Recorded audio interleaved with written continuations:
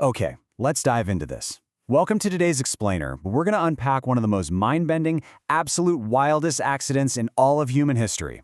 We're talking about the incredible journey of the dog.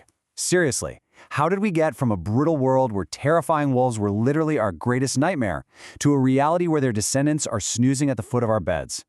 It is an epic story of survival, biology, and completely unintentional evolution. So, let's get right into it.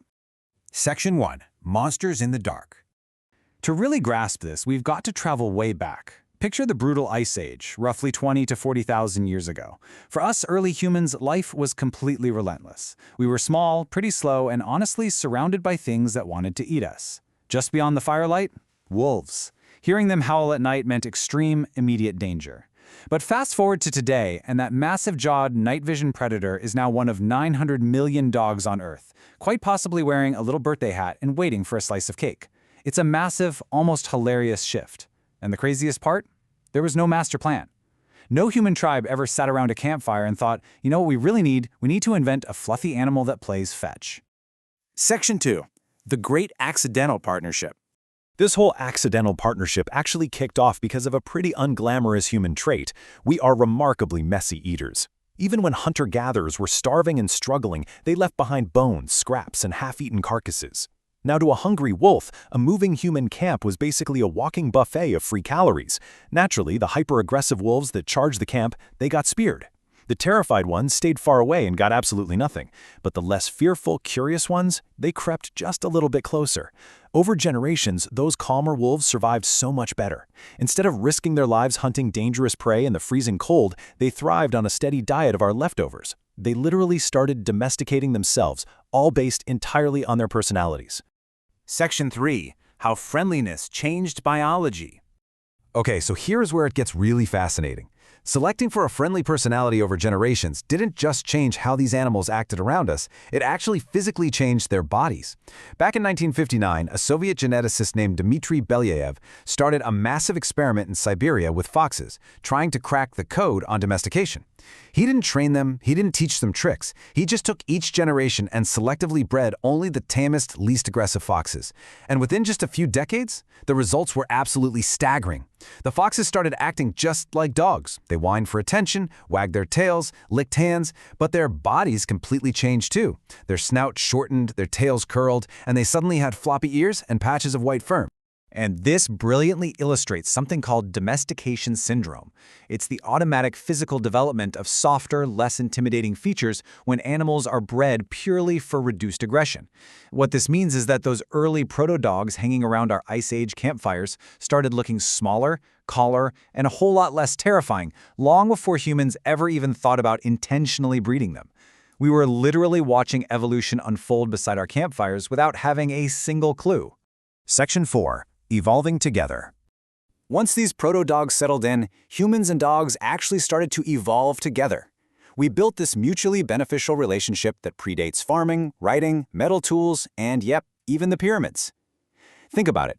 Ancient wolves were strict carnivores, right? But as humans eventually invented agriculture, dogs gradually evolved the ability to digest starch just so they could stay right by our sides. And the emotional connection is even wilder. Wolves do not naturally form eye contact bonds with humans. But when you lock eyes with your Labrador, both your brain and the dog's brain release oxytocin.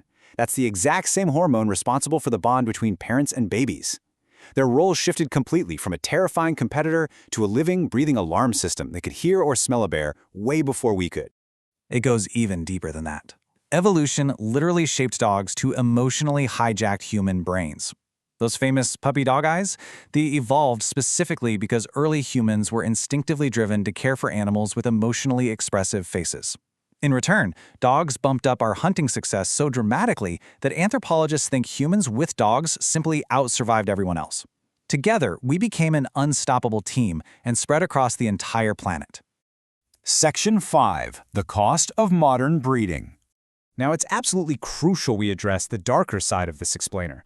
This incredible, naturally occurring evolution eventually gave way to intentional human meddling. In our obsession with creating specific aesthetic looks, modern selective breeding stripped away so much of the wild wolf's natural resilience. The clinical reality of what we've done is pretty harsh. Pugs struggle just to breathe. Dachshunds are incredibly prone to devastating spinal problems. Bulldogs have been altered so drastically that sometimes they literally cannot give birth without surgical help. In a lot of ways, modern breeding has caused deep physical damage to the very animal that helped our species survive. But you know what's wild? Despite all of these extreme physical changes, the shortened snouts, the floppy ears, the tiny little legs, the core instincts of the wild remain totally untouched. When your dog circles the living room rug before lying down, they are perfectly mirroring ancient wolves flattening tall grass. When they bury a bone in the yard or twitch their paws in their sleep, those are ancient survival behaviors bubbling right to the surface. The shadow of the Ice Age predator is still alive and well inside every single Chihuahua, Husky, and Golden Retriever. Section 6. An ancient, enduring bond. Underneath all the biology, the genetics, and the modern breeding, there is something deeply profound about our relationship with dogs. It evolved from a simple transaction, calories in exchange for protection, into a genuine, enduring, emotional connection that crosses species lines. 14,000 years. Just let that number sink in for a second. That is the age of an ancient grave discovered by archaeologists in Germany. And inside this grave, they didn't just find human remains. They found a man, a woman, and a dog, all carefully and deliberately buried together. But here is the most astonishing part of that whole discovery. Bone analysis showed that the dog in that grave had suffered from a severe illness as a puppy, but it had somehow survived for weeks or months afterward. Just think about the context for a minute. These were Ice Age humans fighting to survive in one of the harshest environments you can possibly imagine. Food, time, energy, they were all incredibly scarce, and yet they spent those precious resources intentionally nursing a sick puppy back to health. To quote the researchers analyzing the site, that is not just usefulness anymore. That is attachment, friendship, maybe even love. This was the exact moment the relationship transcended a basic biological transaction. It wasn't just about alarm systems and leftover scraps anymore. It had blossomed into the greatest partnership in the entire history of our species. So I want to leave you with this final thought. Tens of thousands of years of accidental history, massive evolutionary shifts, and ancient survival are sleeping right beside you on the couch. When you look at your dog tonight staring back at you with those carefully evolved puppy dog eyes, can you still see the shadow of the Ice Age predator? Thank you so much for joining me on this explainer, and keep questioning the incredible history hidden right in our own living rooms.